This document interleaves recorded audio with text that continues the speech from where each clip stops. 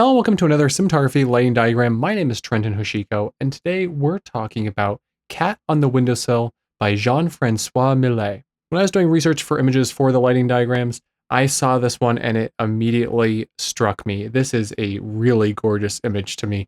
I love the look of night being captured in kind of painted or drawn mediums.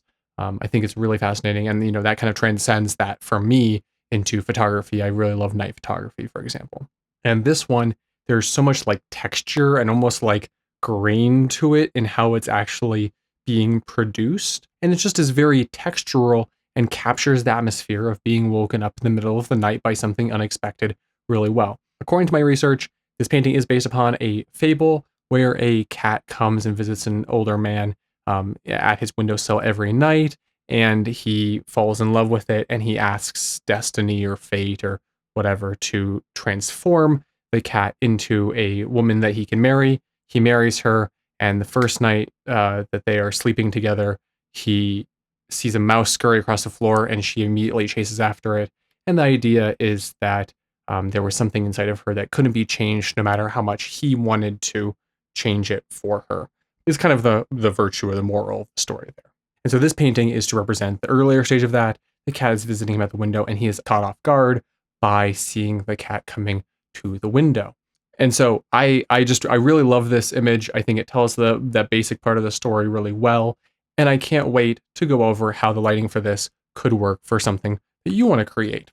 If you want to get my filmmaker tools template, to get all the tools up here, already all set up in Draw.io, you can go over to my Patreon. I have a link down in the video's description to get my free Filmmakers Tools template. That way you can import your own images, design your own sets, and plan out how you want your lighting to work for either cinematography or photography. This is a really powerful tool to help communicate lighting setups to others, as well as to practice or grow your understanding of how light would work for yourself as an artist. While you're on my Patreon, if you want to join, I have a free tier as well as paid tiers. The paid tiers help support these videos, including my regular cinematography videos where I, show equipment and, show techniques and that kind of stuff, but also very specifically these lighting diagrams. I'm currently striving to reach 100 members between the free and paid tiers. So if you are interested at all, please join over there. I'd really appreciate it. If you want to pick up Draw.io, it is a free and open source diagramming software. I'll also have a link for that in the video's description.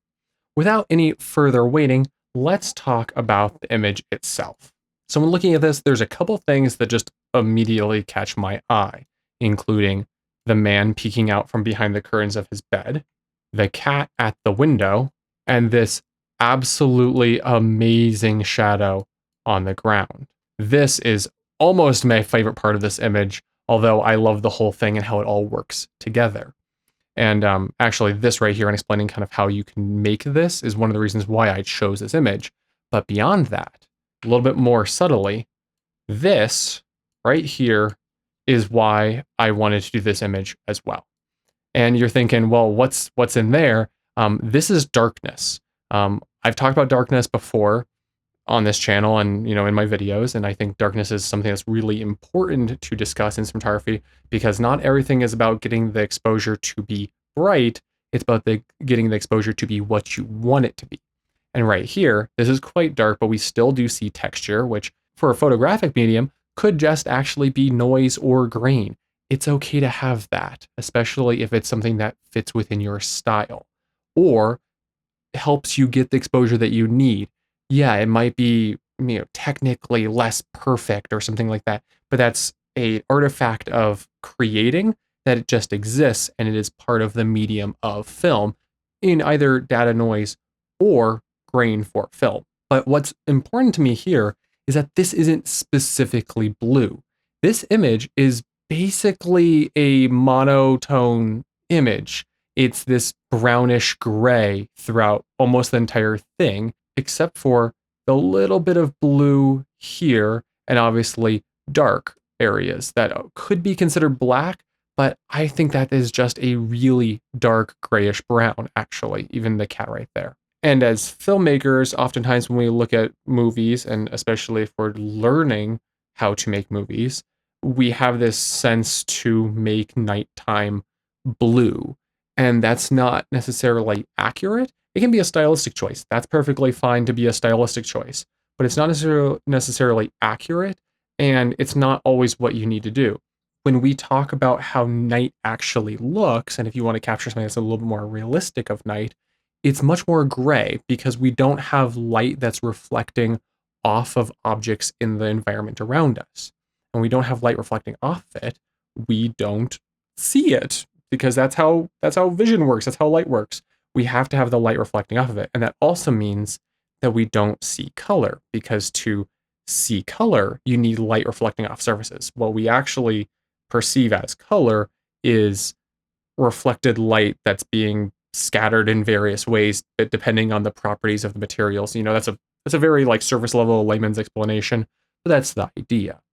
And so when you have less light to be able to see things, you also have less light to make color.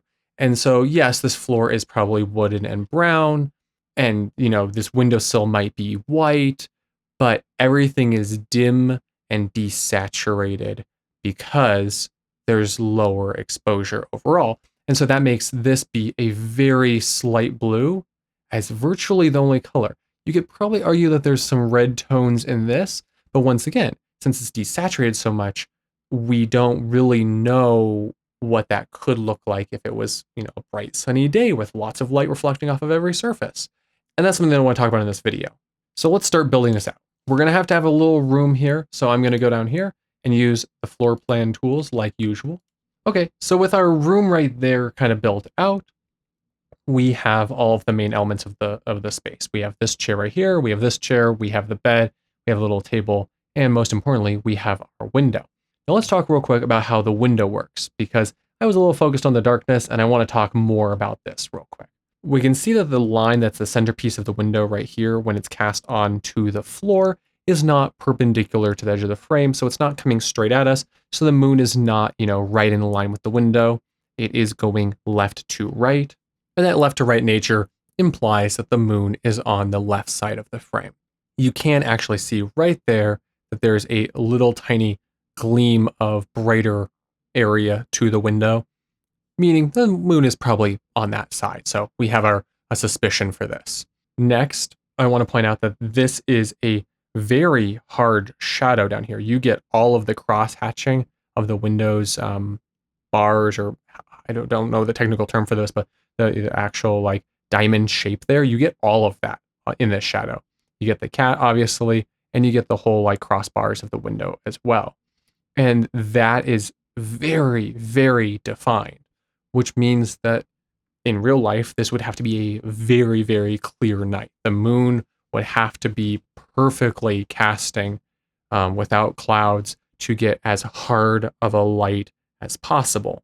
Even solar cycles can factor into that, where if the moon's a little bit further away, that light will be just that much harder when it lands onto surfaces on the Earth. If you've ever been outside, maybe during like a nice warm summer or something, you've looked at the ground and you see the shadows of the trees and all of those lines are hard, that's exactly what I'm talking about here.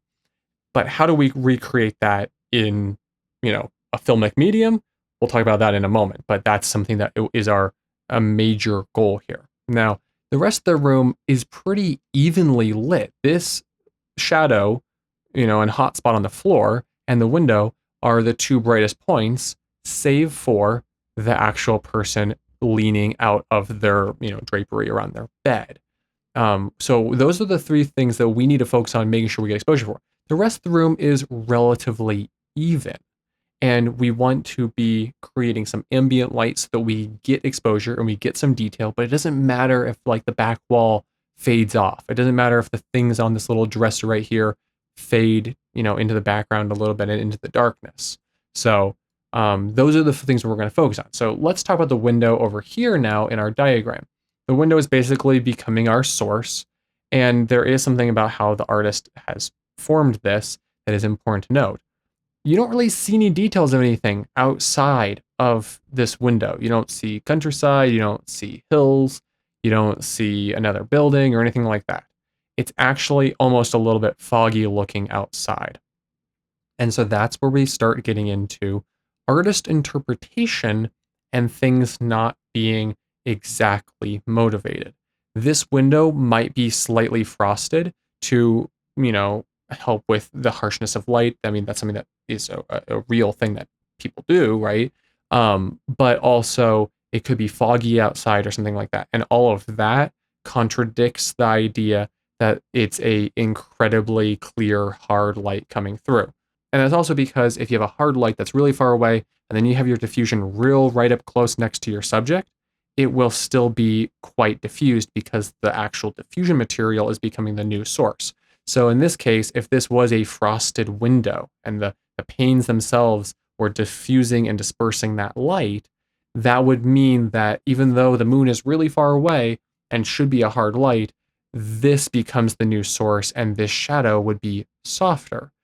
So there's some artistic interpretation here, and that might be because we don't want to see what's out there. It's also that this is very, very dark in here, and so maybe outside is like technically way brighter. So we're going to have to play with that ourselves just a little bit here. One thing that you can do for that is push that into being out of focus a little bit more and having your focus more focus, pun intended, on the actual floor and that shape that's being cast. But, I think that's an important thing to discuss here. So to actually mimic that kind of light that we're talking about, that really hard light, the easiest thing that you can start with is a big Fresnel lens on your lamp. You want to have a hard source, and a Fresnel lens is a great way to do that. In real life, if this was, an actual room rather than a set, you would be outside casting that Fresnel light through.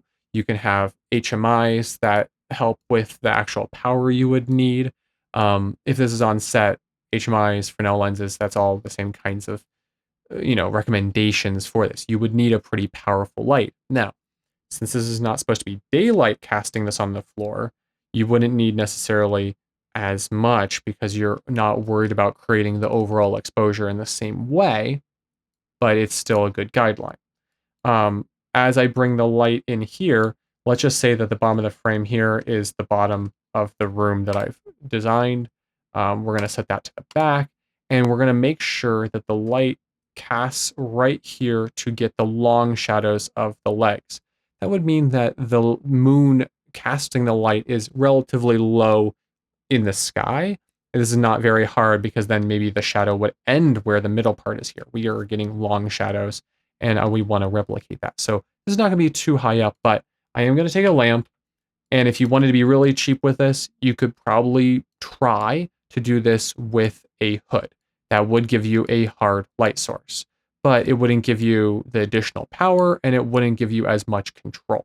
And we only need this to be angled ever so slightly. It's not a wildly angled light. It's just something kind of like this, and we're getting enough for it to not be exactly parallel with the window in of itself. So with that, I'm placing the lamp just outside of the view of the window, just so that we would get it right at the edge there. It's probably less than a 45-degree angle coming down for that. Well, I can't show that in a 2D diagram. We do want to encompass the entire window with the light as it comes through as best as we can, and have it come through, and we want it to be kind of bisecting the chair a little bit so that we get this long shadow on the front leg.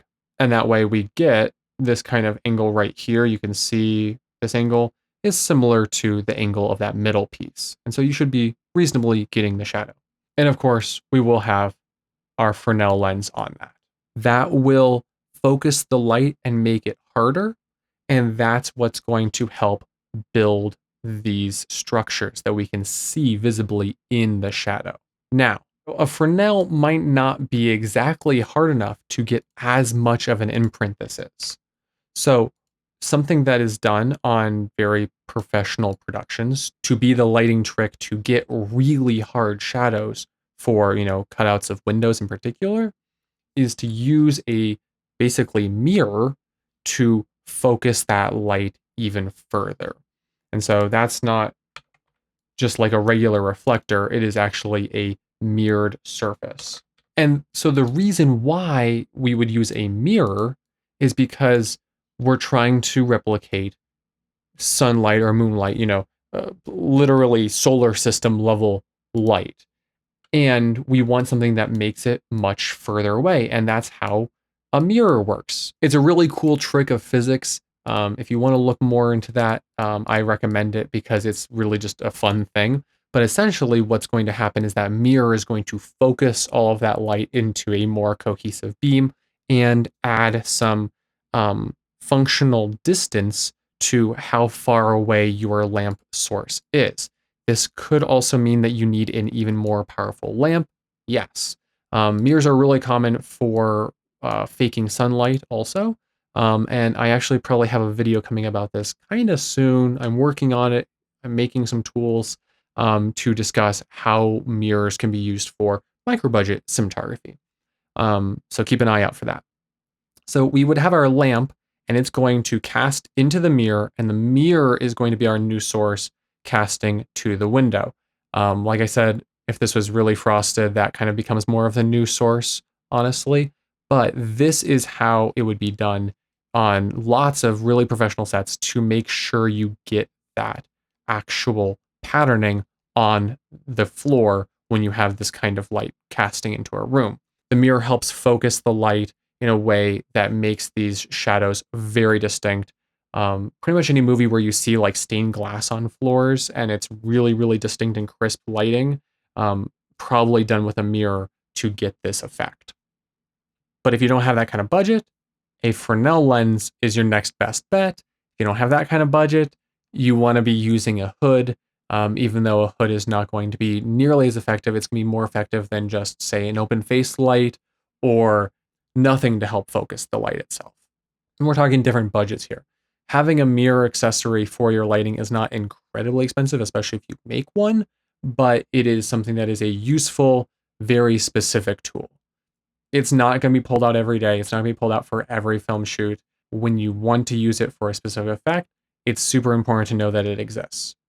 And I would say that the rest of this works very similarly, regardless if you're using a Fresnel or a mirror. You want to have some nice, soft, ambient lighting in this room, but it has to feel like it's motivated by the moon. And so I would say you can get a lantern or a space light. For this, I'm going to just use a lantern if we're going to keep it cheaper. And we're going to put that kind of over here, and we're going to face it from the window's direction down towards the center of the room as if it was part of the lighting coming from the actual moon. And we're going to kind of just have it sort of central in the room. And this is also to kind of replicate what it would be like to have the light bouncing off of the floor and around the rest of the room. But if we put our lantern here, we can kind of angle it so that it feels a little motivated. It doesn't feel like it's in conflict with the light coming from the window. And so that would need to be attached with some sort of menace arm or boom arm. Make sure that if you're doing that, to properly use tension to safely hang a light above people with a boom arm of any type. We want to make sure that we're having a safety focus. And so that light there will help get us exposure on the table, the chair, the floor with the shoes. It will lighten our shadow a little bit, but because of those crisp lines, we should have a better ultimate look to it, even if the shadow itself isn't as dark. And we will get the coat and the hat that's on the chair over here. You'll notice that the arm of the chair as well as the leg of the chair both kind of have these edge lights. That is coming from the mirror. If you had this lantern in the scene and you had it far enough back, it could help add to that, but really that's not the focus that we're having with this. I would say that having this as high in the room as possible is great. You'll notice that the windowsill on the top here, which should not be technically being illuminated by the moon, is able to be seen. So having this up and casting everywhere kind of omnidirectionally would be a very effective way to make sure that we have all of the right exposure that we can manage. Like I said, you could use a space light for this too. That would give you a little bit more of an omnidirectional look, but some of the technicals there, a lantern might be more cost effective for most people. In terms of actually having the person over here, we could see how the lantern would affect that brightness and play with that up and down in our exposure to see where would give just enough exposure on the person here. You'll notice that the contrast really helps because we have the blackness behind them within the like curtains of their bed. Um, and the curtains themselves are relatively dark, like I said, that kind of bluish tone. And the person is quite white. We have them dressed in white. Their face is quite pale. They're wearing some sort of sleeping bonnet, and that contrast helps us catch the light from the lantern so that we can maintain exposure. So you can use just the lantern here.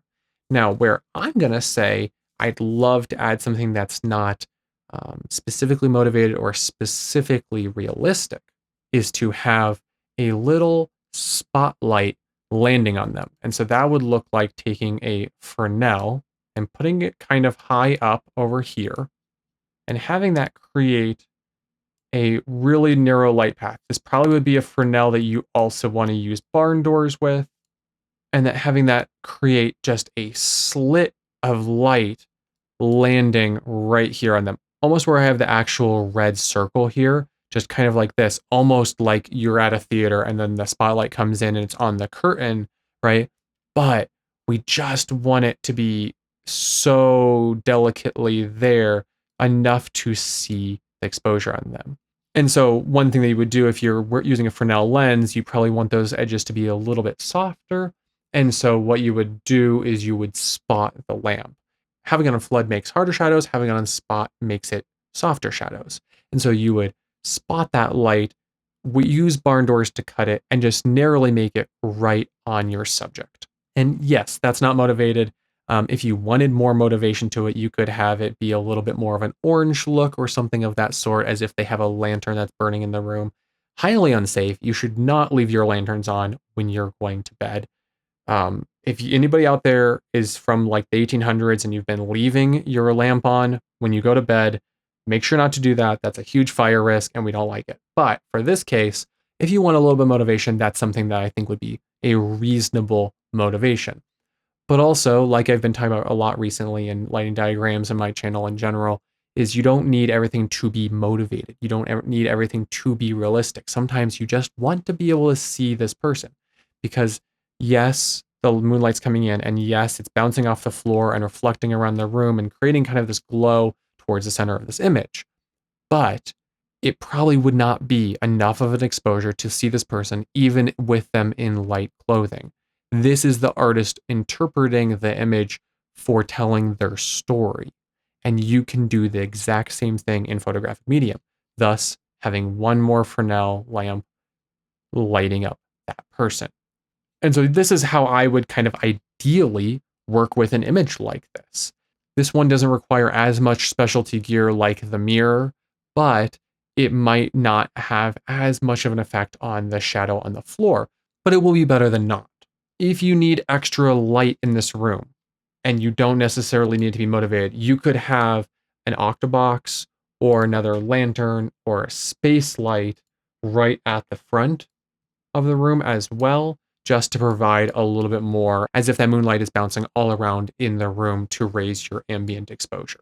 And don't be afraid to let these areas get dark. As long as you're getting exposure where you want the exposure, that's the important thing. We don't need to see the color of the cat's fur or something like that. We don't need enough exposure for that. We want the cat to be silhouetted. And we want the cat to be silhouetted so that it creates this cool silhouette shadow on the ground as well.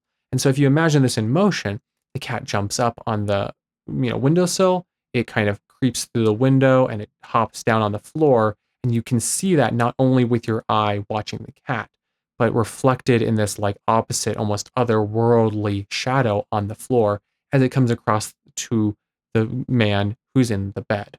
And so the focus here is that we want to have enough ambient light to have our exposure and have that be very even all around.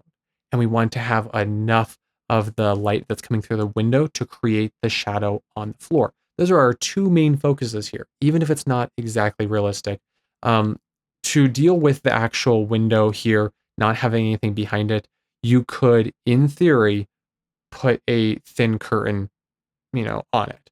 You could just have a background back there outside that is a white backdrop because it doesn't matter. It really doesn't matter what the actual background out there looks like. You could have a backdrop that's a cityscape. You could have a backdrop that's a forest. You could have a white backdrop or a gray backdrop. Because what we're trying to do with it is lead our eye into the room. We're not actually looking outside for this. It doesn't really matter. But I would caution you against doing something like having this be a frosted window or putting a specific diffusion material outside of it, because that will change how this light works. We don't want to use the whole mirror trick and then have it go through a curtain. That's defeating the purpose, and that shadow is still not going to be as sharp as you want it or need it to be to replicate an image like this. And lastly, once again, we want this image to be desaturated. So that affects how we're going to color grade this. When we're in our grade, if this is kind of gray, that's how it would actually look. And is that what you want? Maybe. You maybe want certain colors more saturated. You maybe want more of a blue tone to it. You maybe want it to be neutral or warm, like there is that firelight inside the room itself. There's so many different ways you can express things through color, but having this be a place where we can discuss the idea that nighttime scenes and dark scenes are actually desaturated is something that's really cool, because that's not something that's talked about all that much, in my opinion. Much more of the time I see the like, yeah, we're going to make a day for night be blue, but day for night being blue isn't as accurate as day for night being desaturated.